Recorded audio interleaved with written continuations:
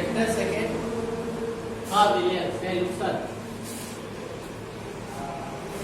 अब सॉल्यूशन में अगला जो टॉपिक है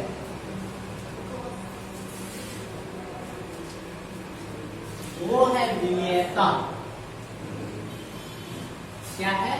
विलेयता।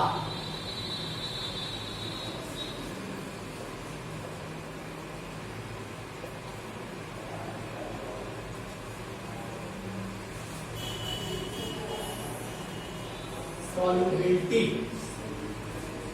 विलेयता।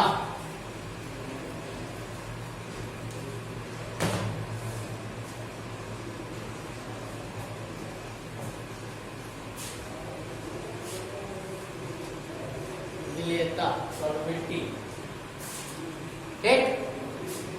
अब विलेयता यह बताता है कि किसकी विलेयता सबसे अधिक, अर्थात कौन अधिक से अधिक फूल और कौन कम। एक जैसी बात है, अनेक प्रकार के जो विलायक होते हैं वो विलायक एक सभी समान मात्रा में घुलते नहीं है। हर एक की घुलने की मात्रा क्या होती है? अलग अलग होती है। अगर अधिक घुल जाएगा तो उसकी विलेयता क्या होगी? अधिक होगी। अगर कम घुलेगा तो उसकी विलेयता क्या होगी? कम। ठीक।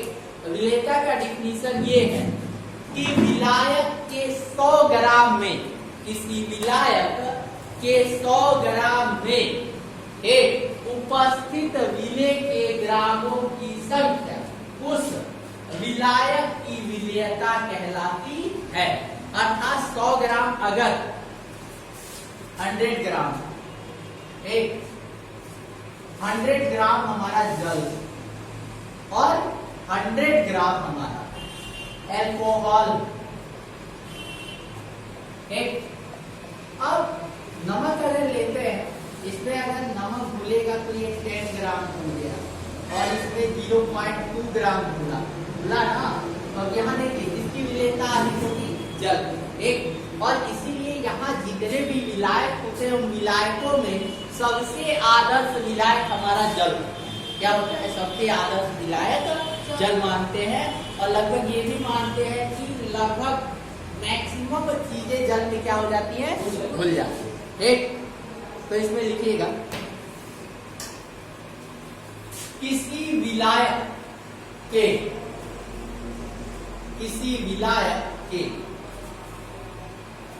100 ग्राम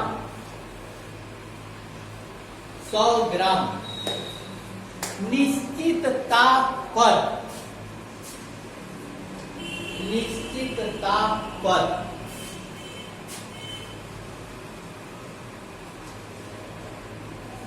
अधिकतम विलेय के ग्रामों की संख्या, अधिकतम विलेय के ग्रामों की संख्या उस विलयन की विलेयता कहलाती। उस विलयन की विलेयता कहलाती।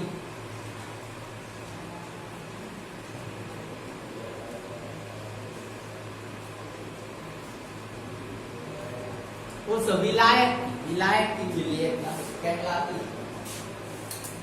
हो गया? अर्थात 100 ग्राम विलायक लेंगे और 100 ग्राम में जितना अधिक से अधिक घुल जाएगा वही उसकी क्या होगी? विलेयता। ठीक। अगर मान लो कि मैक्सिमम हमको घुलना है, कितना घुलना है? मैक्सिमम। अधिक से अधिक जितना घुल जाएगा वही उसकी क्या कहलाएगी? विलेयता। अगला हेडिंग रहेगा विलेयता को प्रभावित करने वाले कारक। विलेयता को प्रभावित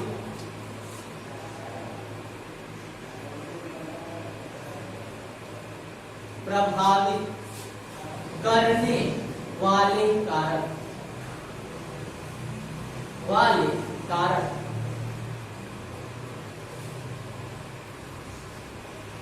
एक कौन कौन से कारक है जो विलेयता को क्या करेंगे? प्रभावित करेंगे। मतलब विलेयता को अगर बढ़ाना है तो हम क्या करें? मान लो कि जल है और जल में अधिक से अधिक चीनी को घोलना है, तो सबसे अच्छा उपाय हम क्या कर सकते हैं कि जल में अधिक से अधिक चीनी घुल जाए। क्या करेंगे? क्या गर्म करें, क्या करें, गर्म। अभी यहां देखो, गर्म करेंगे तो विलेयता क्या होगी, बढ़ेगी। विलायक अगर गर्म रहेगा तो विलेयता क्या होगी, बढ़ेगी। अगर विलायक ठंडा रहेगा तो उसकी विलेयता क्या होगी, बढ़ेगी। ठीक। दूसरा एक और चीज है, हमने तो यहाँ कह दिया कि ताप बढ़ाने पर विलेयता क्या होती है, बढ़ती है। क्या होती है, बढ़ती है। लेकिन यदि हमारा सॉल्यूशन बनता है और सॉल्यूशन बनने के उपरांत यदि ऊष्मा मुक्त हो, क्या हो, ऊष्मा अगर मुक्त हो, तो जाहिर सी बात है विलेयता गर्म करने पर विलेयता क्या होगी, घटेगी। क्योंकि पहले से ऊष्मा निकल रही है और हम उसको गर्म कर रहे हैं, तो जाहिर सी बात है विलेयता क्या होगी, घटेगी। एक अगर कहीं विलयन बनाने के दौरान विलयन अगर ठंडा होता है, क्या होता है, ठंडा, तो वहां विलेयता क्या होगी, गर्म करने पर क्या होगी, बढ़ेगी। क्योंकि विलयन ठंडा हो रहा है और हम उसको गर्म कर रहे हैं, तो जाहिर सी बात है विलेयता क्या होगी, बढ़ेगी। एक तो विलेयता को प्रभावित करने वाले कारक दिखेगा, विलेयता को प्रभावित करने वाले कारक, विलेयता को प्रभावित करने वाले कारक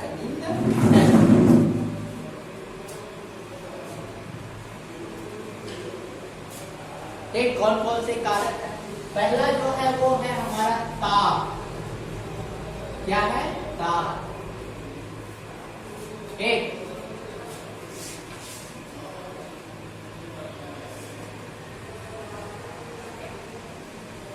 टेम्परेचर,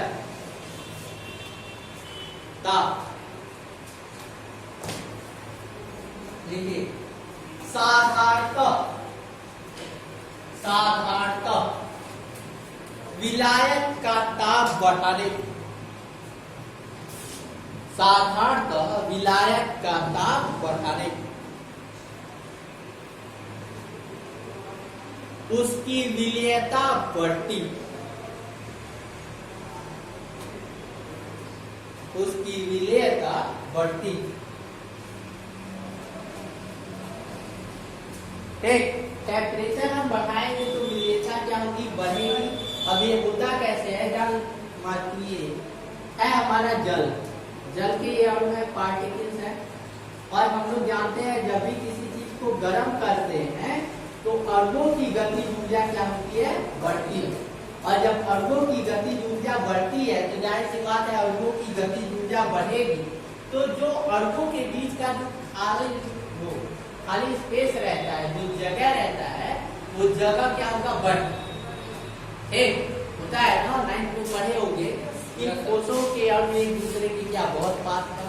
एक द्रव के जो अणु होते हैं वो एक दूसरे से उससे थोड़े दूर, और गैस के जो अणु होते हैं वो उससे थोड़े दूर। एक तो यहाँ अगर हम इसको टेम्परेचर बढ़ाएंगे तो इसका ताप बढ़ेगा और बीच का गैप क्या होगा, बढ़ेगा। और जब जगह बढ़ जाएगी तो जाहिर सी बात है वहां विलेयता भी क्या होगी, बढ़ेगी। क्योंकि किसी भी चीज को बोलेंगे तो वो बीच ही में ना आता है, अणुओं के बीच में। जब जगह बढ़ जाएगी तो विलेयता भी क्या होगी, बढ़ेगी। लेकिन यदि कोई विलयन ऊष्माशोषी है, क्या है, ऊष्माशोषी है, ऊष्मा को क्या करता है, अवशोषित करता है, तो वहां टेम्परेचर बढ़ाएंगे तो विलेयता तो बढ़ेगी। अगर कहीं ऊष्माक्षेपी है तो गर्म करने पर विलेयता क्या होगी, घटेगी। एक ये हमेशा याद तो लिखिएगा, सामान्यतः ताप बढ़ाने पर, सामान्यतः ताप बढ़ाने पर किसी विलायक की विलेयता, किसी विलायक की विलेयता बढ़ती,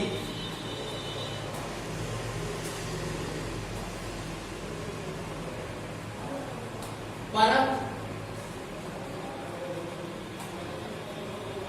यदि विलयन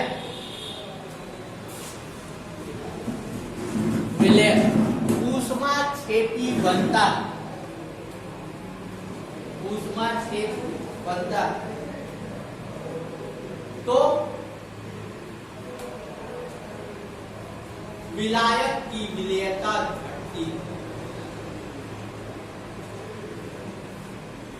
तो विलायक की विलेयता बढ़ती है। अगर ऊष्मा क्षेपी रहेगा तो विलायक की विलेयता क्या होगी, घट जाएगी। और कब घटेगी, ताप को बढ़ाने में। ठीक, सेकेंड नंबर लिखिएगा।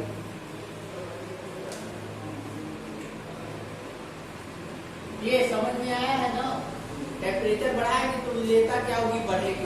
इसका बेस्ट एग्जाम्पल अगर हम लोग देखें तो लोग बतासा बनाते हैं ना, बतासा क्या करते हैं, पानी कम रहता है, चीनी ज्यादा बतासा, लेकिन अगर ठंडा करके उसको घोलना चाहेंगे तो उतना चीनी घुलेगा नहीं।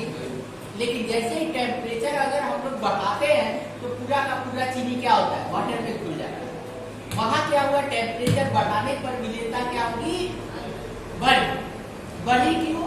अगर हम बात करें कि अगर घुलता है चीनी को, अगर घोलते हैं जल में तो ऊष्मा उत्सर्जित होती है या अवशोषित? हाँ, उत्सर्जित। चीनी घोलवा तो ऊष्मा बाहर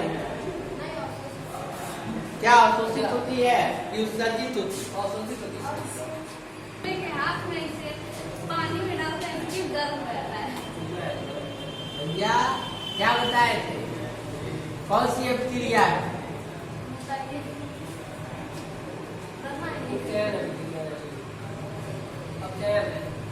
हाँ,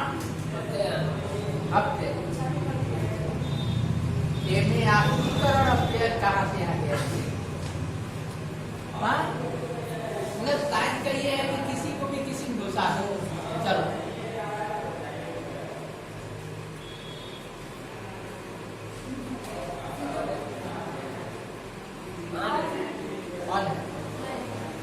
देखिए,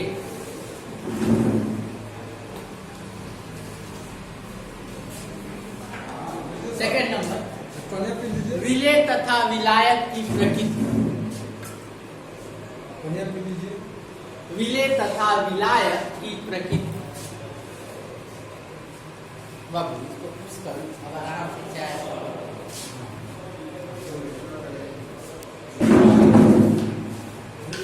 अब आते हैं विलेय तथा विलायक की प्रकृति। कारक में विलेय तथा विलेयता की प्रकृति। विलेय तथा विलेयता की प्रकृति। अब प्रकृति पर क्या? अब यहाँ देखिए, प्रकृति मतलब किस तरह से ये प्रभावित करेगा। अब जानते हैं किसी विलय में जब भी बनाते हैं उस विलय के दो पार्ट होते हैं, एक विलेय होता है और एक क्या होता है, विलायक। ठीक, विलेय और विलायक की प्रकृति, दोनों की प्रकृति हमको देखना है। ठीक, दोनों की प्रकृति को हमको क्या करना है, अगर प्रकृति की बात करते हैं तो दो ही प्रकृति इसमें मेन आता है। एक होता है ध्रुवीय और एक होता है अध्रुवीय। एक अध्रुवीय, तो अगर कोई चीज अध्रुवीय है तो अध्रुवीय विलायक में अधिक। अध्रुवीय विलेय क्या है, अध्रुवीय, तो अध्रुवीय विलायक में अधिक। अगर विलेय क्या है, यहां देखिए, ये हो गया विलेय, थोड़ा सा लिख करके देखते हैं। ये है विलेय और ये है विलायक। ठीक, अगर ये ध्रुवी तो ये ध्रुवी विलायक में अधिक हो। ठीक, अगर ये अध्रुवी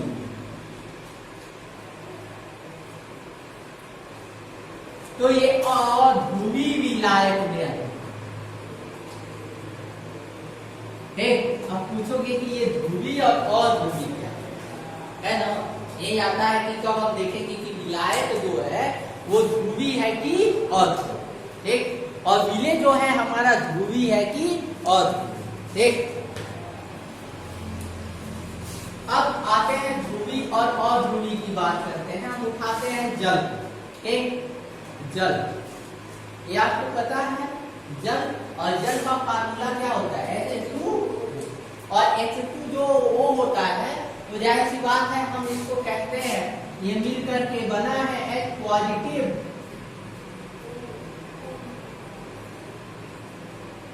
प्लस, ये इन्हीं दो चीजों से मिल करके बना होता है ना, H पॉजिटिव और वो H निगेटिव। बना होता है ना। एक ये हाई स्कूल में पढ़े हो, जल का आयनिक गुणनफल अर्थात H positive multiplication OH negative equal to होता है कितना, 1 गुणे 10 के घात माइनस 14। पढ़ाए होंगे, अगर हम पढ़ाए होंगे, नहीं पढ़ाए तो बात ठीक। तो ये हो गया जल। अगर हम बात करते हैं NaCl, और जाहिर सी बात है अगर NaCl अगर हम बोलते हैं ये विलेय पदार्थ है, अगर बोलते हैं तो जाहिर सी बात है NaCl भी दो पार्ट में टूटता है। एक होता है Na positive plus Cl negative, अर्थात वे यौगिक जिनके दो पार्ट हो, एक पॉजिटिव हो और एक नेगेटिव हो, उसको हम लोग ध्रुवी कहते हैं। क्या कहते हैं? ध्रुवी। अर्थात ध्रुव है, इसका पोल नॉर्थ, जैसे कहते हैं नॉर्थ एंड साउथ। अब नॉर्थ एंड साउथ में कहोगे कि सर जी प्लस माइनस कैसे आया? अगर हम ऐसे दिखाते हैं तो ये हुआ पूर्व और ये हुआ पश्चिम और ये हुआ उत्तर और ये हुआ दक्षिण, तो इसमें हमारा प्लस डायरेक्शन हो, प्लस डायरेक्शन। याद है, पूर्व का डायरेक्शन हमारा प्लस होता है, पश्चिम का डायरेक्शन क्या होता है? माइनस। हम उल्टा इसको मानते हैं, जैसा कहते हैं पूर्व हमारा सीधा और पश्चिम हमारा क्या उल्टा होता है ना। उसी तरह हम नॉर्थ उत्तर को क्या मानते हैं? प्लस, और दक्षिण को क्या मानते हैं? माइनस। अर्थात जैसे ये ध्रुव होता है, उत्तरी पृथ्वी के ध्रुव होते हैं ना, उत्तरी और दक्षिण। अर्थात एक पॉजिटिव हो गया और एक क्या हो गया? निगेटिव। अर्थात जिन भी यौगिकों में पॉजिटिव निगेटिव में टूटता है सभी क्या होते हैं? ध्रुवी। और जल भी क्या है? ध्रुवी। अर्थात नमक को बोलोगे तो ज्यादा ठीक। आते हैं चीनी की बात करते हैं। चीनी C12H22O11 एक। अब ये जो है ये ध्रुवी नहीं, ये पॉजिटिव और निगेटिव में नहीं टूटेगा। और जाहिर सी बात है जब पॉजिटिव और निगेटिव में नहीं टूटेगा तो ये अध्रुवी होगा और जल में इसकी विलेयता क्या होगी? कम होगी, और इसकी विलेयता क्या होगी? कम होगी।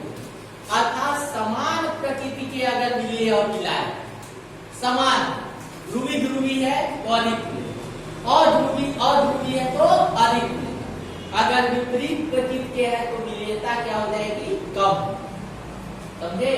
यही होता है।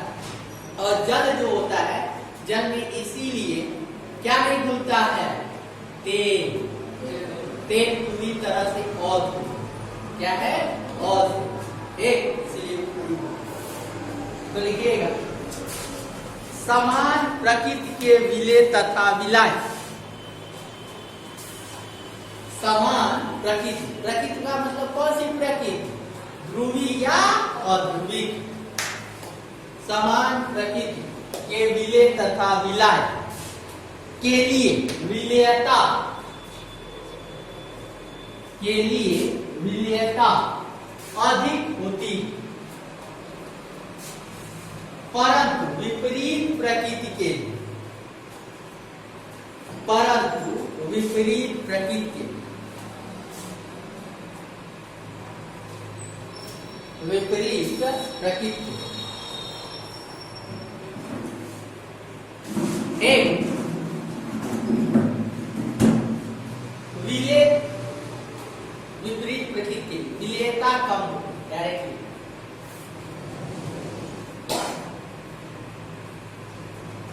हो गया। अगला नेक्स्ट पॉइंट देखिए, सम आयन प्रभाव। सम आयन प्रभाव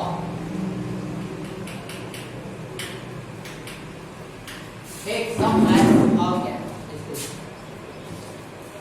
ये हुआ हमारा जल H2O, इसमें बोलना है NaCl। क्या बोलना है? NaCl। और जाहिर सी बात है NaCl क्या है? ध्रुवी है।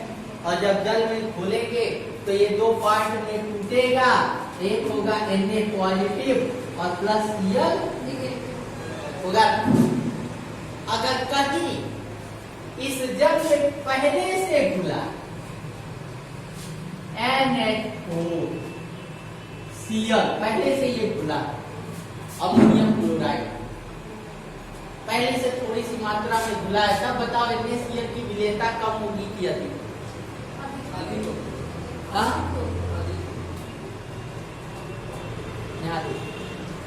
इसको अगर जल में घोलेंगे तो Na पॉजिटिव NH4 पॉजिटिव देगा, Cl निगेटिव। अगर इसको जल में घोलेंगे तो Na पॉजिटिव और Cl निगेटिव। ये दोनों आयन समान दे। कौन कौन सा? Cl निगेटिव ये भी देगा, Cl निगेटिव ये भी देगा। अर्थात जब भी कोई यौगिक समान प्रकार के आयन दे रहे हैं तो वहां विलेयता क्या होगी? घटेगी। जैसे मान लो कि जल था और जल में कहीं ना कहीं Cl निगेटिव पहले से है। क्या है? Cl निगेटिव कहीं ना कहीं पहले से है। तो अब जितने Cl निगेटिव देने वाले हैं उनकी विलेयता कम होगी, क्योंकि पहले से Cl निगेटिव है। जो आएगा वो भी Cl निगेटिव ही देगा, तो जाहिर सी बात है विलेयता क्या होगी? कम होगी। होगी कि नहीं? क्योंकि Cl निगेटिव है ही है, आवश्यकता उसकी है नहीं, और जो आ रहा है जाहिर सी बात है वो भी Cl निगेटिव दे रहा है, तो वहां विलेयता क्या हो जाएगी? कम। तो देखिए सब आयन प्रभाव के कारण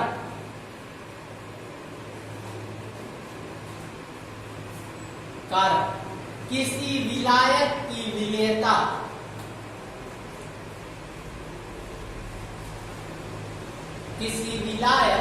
विलेयता घट जाती।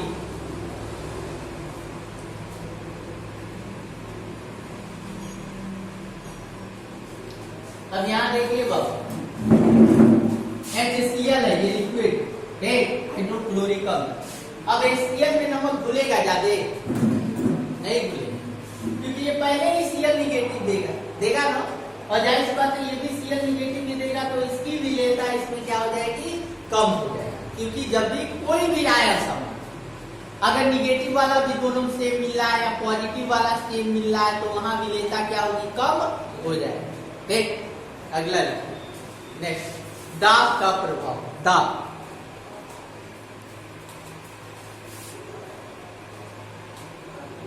दाब का प्रभाव देखिए,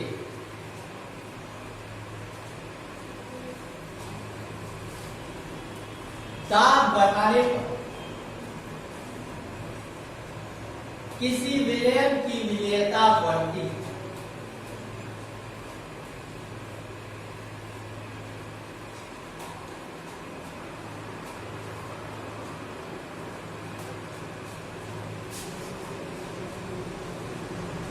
किसी विलयन की विलेयता बढ़ती है। एक, अगर हम प्रेशर को बढ़ा, हेनरी का नियम, हेनरी का नियम,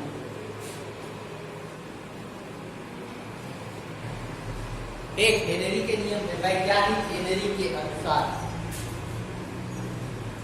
किसी द्रव विलायक में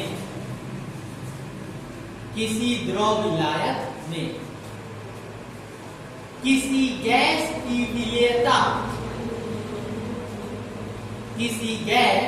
विलेयता उस गैस के दाब के अनुक्रमानुपाती होता है। उस गैस के दाब के अनुक्रमानुपाती होता है।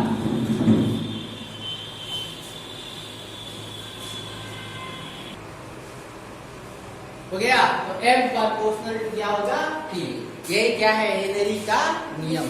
अभी हेनरी का नियम का एक फॉर्म और एक आगे देखिए, हेनरी के नियम में ही आगे चलते हैं। M प्रोपोर्शनल टू किसके होगा? T के। एक आगे देखिएगा, आदर्श गैस समीकरण।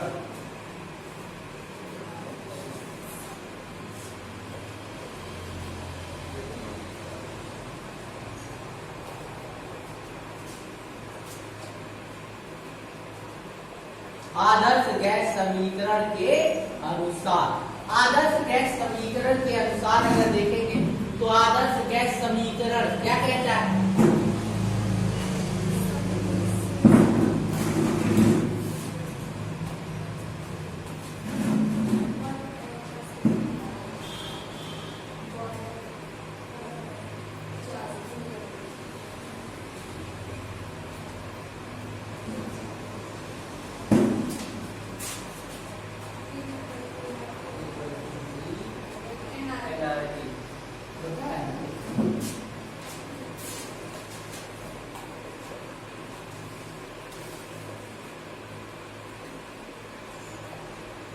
ये आएगा,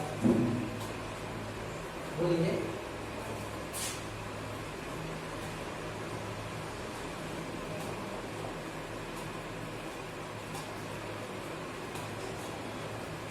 ये पी, पी का मतलब दाब, और किसका दाब है?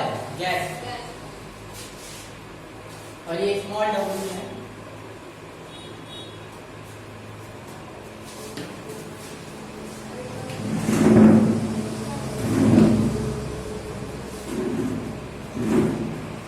हो गया बाबू? पार्ट